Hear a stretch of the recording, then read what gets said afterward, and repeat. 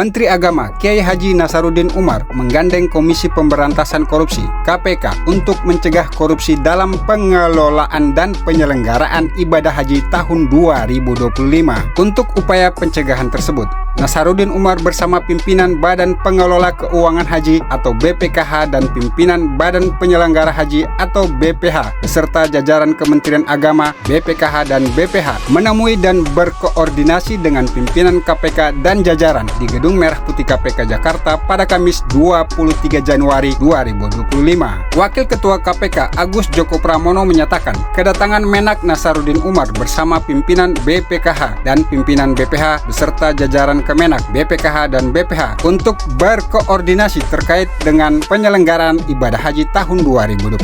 Agus memastikan KPK siap membantu melakukan pencegahan korupsi dengan memonitor pelaksanaan ibadah haji tahun 2025. Sementara itu, Menak Nasaruddin Umar mengungkapkan saat pertemuan para pihak terjadi, ada sejumlah hal yang dibahas. Di antaranya, Nasaruddin bersama BPKH dan BPH telah menyampaikan berbagai aspek terkait dengan penyelenggaraan ibadah haji yang berpotensi menimbulkan masalah untuk kemudian bisa diatasi dan dicegah sehingga tidak terjadi penyimpangan dan korupsi. Aspek-aspek tersebut misalnya pendaftaran calon jemaah haji, pengadaan barang dan jasa baik di dalam negeri maupun di Arab Saudi, hingga kepulangan jemaah haji dari Arab Saudi ke tanah air. Pertama-tama terima kasih atas kami ucapan terima kasih jajaran kepala BPKH beserta jajaran dan kepala badan penyelenggara haji beserta jajaran untuk berkoordinasi bersama-sama dengan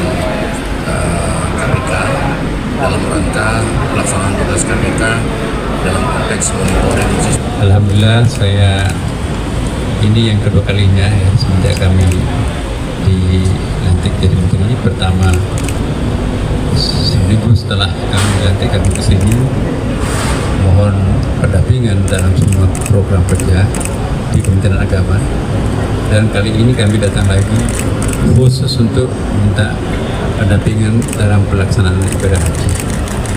Kami ditemani dengan Kepala BPKH dan juga Kepala BPH. Dan alhamdulillah pertemuan kita tadi sangat intensif dan sangat mencerahkan karena kami terbuka seperti tadi disaksikan ya Pak ya, menyampaikan hal-hal apa yang perlu kami mintakan pendampingan ya, pelaksanaan haji ini, mulai dari pendaftaran juga banyak hal yang berpotensi masalah ya. Benarkah nomor urutnya itu gilirannya haji tahun ini ya, benarkah kalau misalnya ada yang meninggal maka pendampingnya atau penggantinya siapa dan prosedurnya seperti apa, termasuk juga di luar negeri seperti di Saudi Arabia. Di situ kan ada pengadaan, kita perlu juga pendampingan pada misalnya pengadaan kendaraan operasional, kemudian juga ada penginapan hotel ya, para jamaah baik di Mekah, di Madinah maupun di Jeddah. Kemudian juga ada catering untuk beri makan 200.000 lebih jamaah kita, 221.000 ya. Kemudian juga bus selawat, bus yang akan antar jemput jamaah kita ke tempat tujuannya, dari rumahnya ke rumahnya, dari ke rumah ibadah. Kemudian juga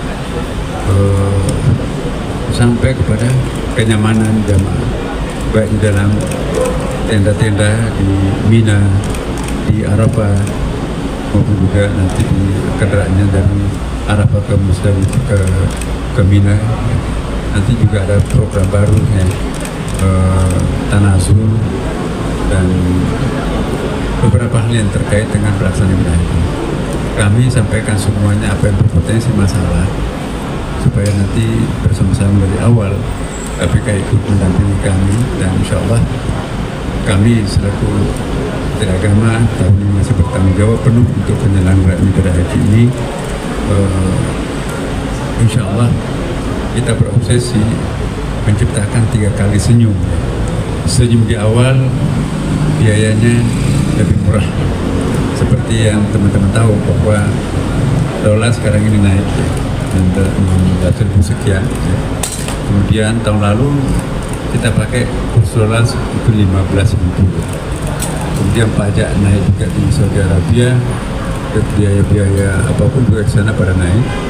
Ditambah lagi di sini juga ada penyusuan kebanyakan.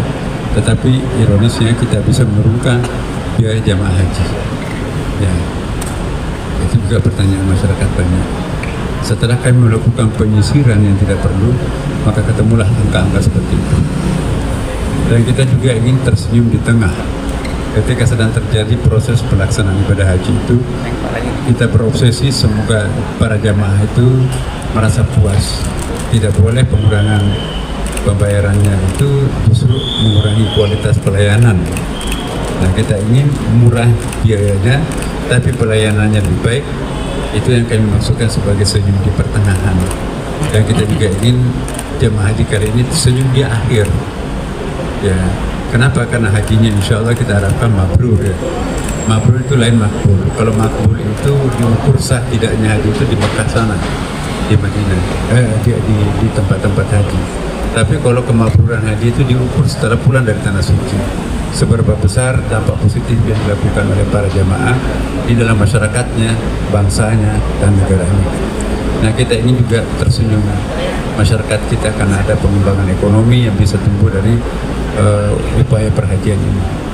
Dan yang terakhir saya juga sampaikan kepada KPK bersama kami dengan teman-teman yang lain bahwa pertemuan kita kali ini bukan hanya sampai diskusi-diskusi seperti ini, tapi kami akan melibatkan KPK dari awal. Bahkan ikut mendampingi kami pun juga di dalam penyelenggaraan ibadah haji. Ya, karena nanti akan datang mungkin yang akan mengambil alih pelaksanaan operasional haji adalah BPH. Karena itu kami ingin mewariskan sebuah buku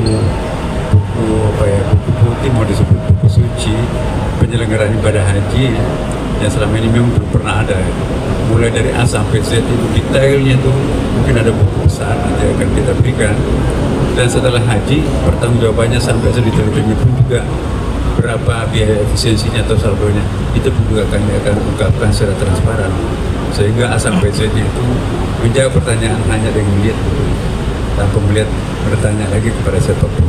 Ini bukti transparansi penyelenggaraan haji yang kami akan rencanakan, kami akan laksanakan dan sedang kita laksanakan sekarang ini. Dan posisi BPH pada penyelenggara haji sambil menunggu undang-undangnya sedang akan digorok oleh DPR, maka ada perpresnya 154 ya Pak Setina. Dan itu masih sifatnya memberikan dukungan. Walaupun sifatnya memberi dukungan, tetapi kami selalu melibatkan. Tidak ada keputusan apapun yang kami ambil di Kementerian Agama tanpa melibatkan Pusirvan sebagai kepala badan dan juga Pak Simanjuntak sebagai wakilnya. Jadi ini kami betul-betul terintegrasi ya. Tidak ada dualitas penyelenggaraan ibadah haji ini karena penyelenggaranya adalah Kementerian Agama, tetapi yang memberikan dukungan adalah teman-teman kami dari BPH.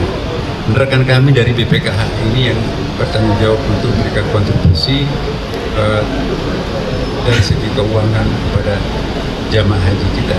Demikian laporan tim Teras Sabila Luhur dari Gedung Merah Putih KPK Jakarta. Share, like, dan komen video ini. Ingat juga, subscribe dan like kanal YouTube Teras Sabila Luhur serta nyalakan loncengnya untuk mendapatkan berita-berita selanjutnya.